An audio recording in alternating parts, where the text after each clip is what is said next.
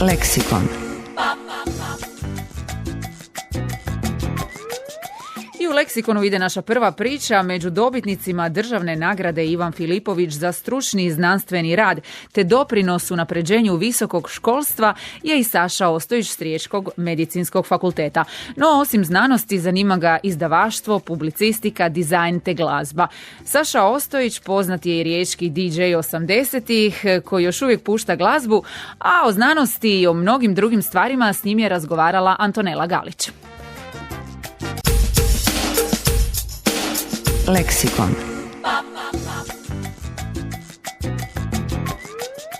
I u Leksikonu ide naša prva priča. Među dobitnicima državne nagrade Ivan Filipović za stručni i znanstveni rad te doprinos unapređenju visokog školstva je i Saša Ostojić s Riječkog medicinskog fakulteta. No, osim znanosti, zanima ga izdavaštvo, publicistika, dizajn te glazba.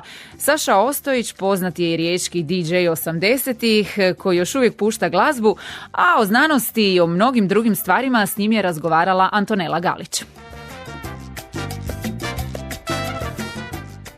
Znanost bez emocija ne postoji zato što ni čovjek bez emocija ne postoji, izjavio je jednom profesor dr. Saša Ostojić, jedan od dobitnika nagrade Ivan Filipović, zbog povezivanja biomedicine s humanističkim znanostima i umjetnošću na Medicinskom fakultetu Sveučilišta u Rijeci, ali i u široj obrazovnoj i društvenoj zajednici. Ono što sam stvarno ja, jedan čovjek koji se bavi traženjem smisla, traženjem istine, u stvari traženje sebe. Mislim da je to životno vrijedno najvažnije istraživanje. Posebice toga što sam svjestan da ništa oko nas ne postoji kao određena činjenica i da je racionalnost mašte neobično važna u pokušaju pronalaženja takvih puteva. Zapravo trudim se da mašta bude uvijek korak ispred razuma. Razum kaže da u ovom trenutku na nekoj mjernoj stanici neki relevantni ljudi su rekli da sam na dobrom putu. Da, to je tvoj dugogodišnji rad, mi se znamo još iz davnih dana iz naše srednje škole, a i danas smo te uspjeli dobiti između tvojih brojnih zadataka, zato i telefonski razgovaramo. Međutim, uvijek si volio i želio isticati da je uloga učitelja puno veća. Pa učitelji su, recimo tako, dirigenti simfonijskih orkestara naših znanja, koja nisu samo fizičke činjenice, nego su i u stvari jedan svijet igre, mašte, svega onog što pobuni naša osjetila. Mi nemamo toliko čula ili osjetila tek tako da budu kao ukras nekom našem dnevnom životu, već to su inicijalni antenski sustavi koji sliku ne samo da grade, nego i dopunjuju i čine snažnijom. Dakle, mislim da uloga nastavnika nije definitivno više nekakav izvor znanja, već nastavnik mora biti izuzetan motivator, zapravo čovjek koji je sposoban da svakom od onih koje poučava nečemu ili osvještava, bih rekao preciznije, omogući da pronađe prvo taj svijet u sebi, a drugo da ga jako voli, jer učenje s ljubavlju je jedino ono što priznajem. Osim toga, moram biti sposoban da iz šume informacija, današnji mladi su izloženi nevjerojatnoj količini informacija, u stvari osvijestim kojih je 5 stabala u nekoj šumi najvažnije. Znači, a mislim da su svi oni koji poučavam dovoljno sposobni da sami onda kasnije grade put, jer ja mogu kao svjetionik upaliti svjetlo u mraku, međutim oni dalje moraju osvještavati i osvjetljavati svoje puteve. Ta tvoja posebnost od uvijek je dolazila do izražaja 1997. godine prilikom svog magisterijskog rada. Imao si jedan vrlo zanimljiv pristup i zahtjev pri njegovoj obrani. Klasična glazba je bila u pitanju. Da, to je jedna simpatična anegdota kad se sad ovako spominje unatrag. Da, razmišljao sam o tome kad imaš rezultate, zašto bi sam čin u tako ozbiljnim ustanovama poput Medicinskog fakulteta morao biti samo kruto izničenje znanstvenih činjenica. Upravo sam uz dozvolu, naravno i hvala povjerenstvu, dopušteno mi je osvijetlio taj prostor i zvukom nekih poznatih tonova koji su ljude opustili i mislim da su svi ipak djelomično malo više uživali osim onog prečesto presuhoparnog svijeta znanstvenih informacija koje hermetično žive u jednom zatvorenom krugu i kao da ne korespondiraju sa realnim životom zbog kojeg i postoje. Dakle, to je samo slika života, a ne njegov smisao. Oni koji ne znaju, na neki način vezan si uz glazbu, pa evo ovaj vikend, gdje ćete moći vidjeti, čuti? To je jedan od mojih prostora igre, maštanja. Ove subote u 21:30 u vrlo neobičnom prostoru koji se zove crkva, ali je u stvari samo hram dobre glazbe. Naši Denisi će nakon 3 godine nastupiti u našem gradu. Marina Perazić, Davor Tolja, Edi Kraljić i njihov prateći bend će nam vratiti emociju 84. 5. i 6. kad su nastajali fantastični vrhunci elektropop glazbe, a ja ću kao njihov izabrani DJ prvih sati i pol do 2 vratiti one koji budu prisutni u 80. sa mojim izborom i mojim miksom koji će biti konceptualan. Dakle, dođite i vratite se s nama zajedno 80. jer 80. su bile stvarno fantastične godine. Bili smo živi. Eto kako u znanost živjeti i puni život potvrdio nam je profesor dr. Saša Ostojić s Riječkog medicinskog fakulteta, jedan od dobitnika ovogodišnje nagrade Ivan Filipović.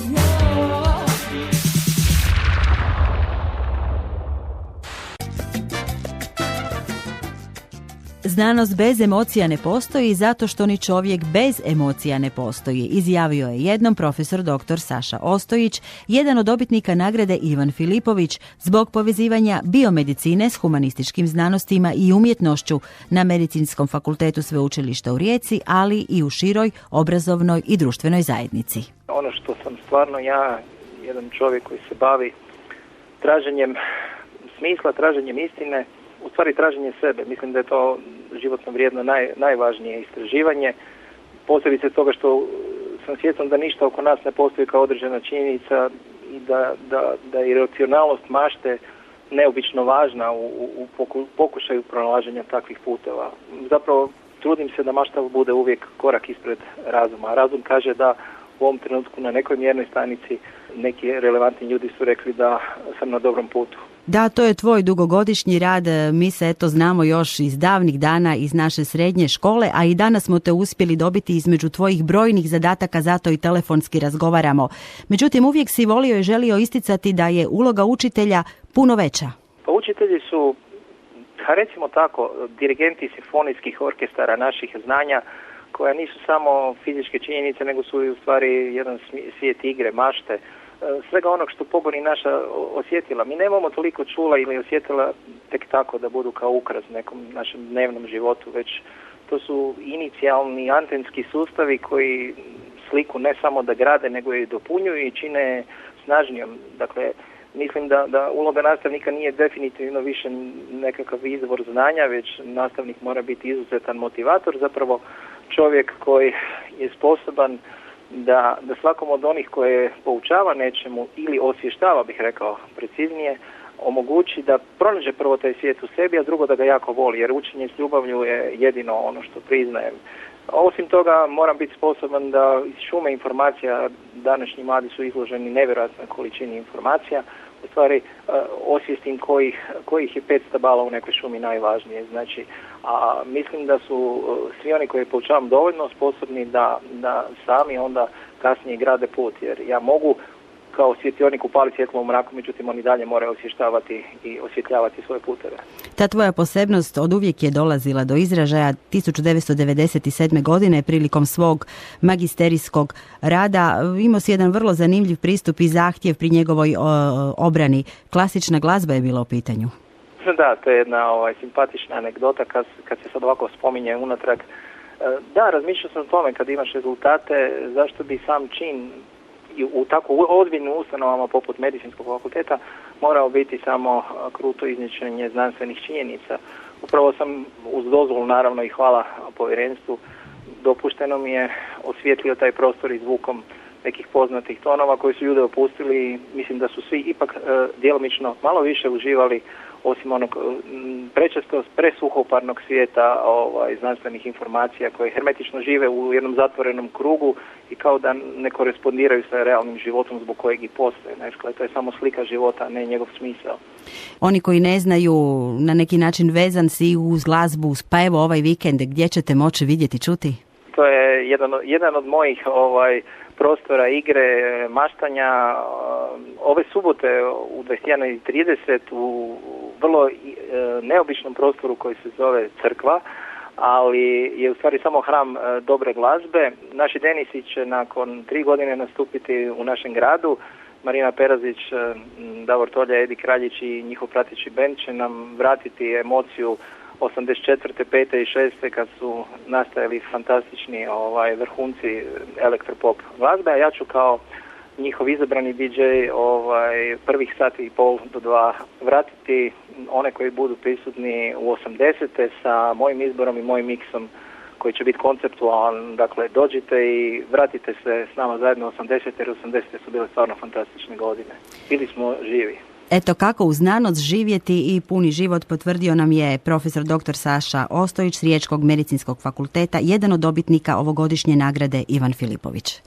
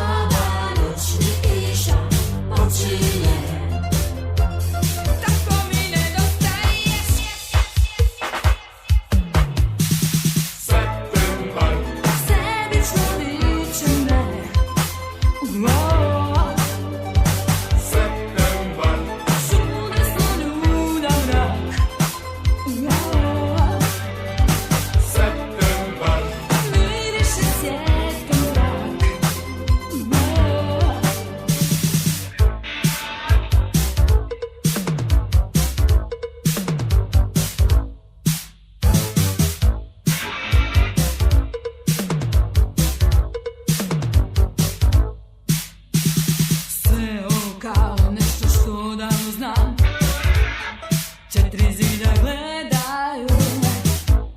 Gora kopi cigarete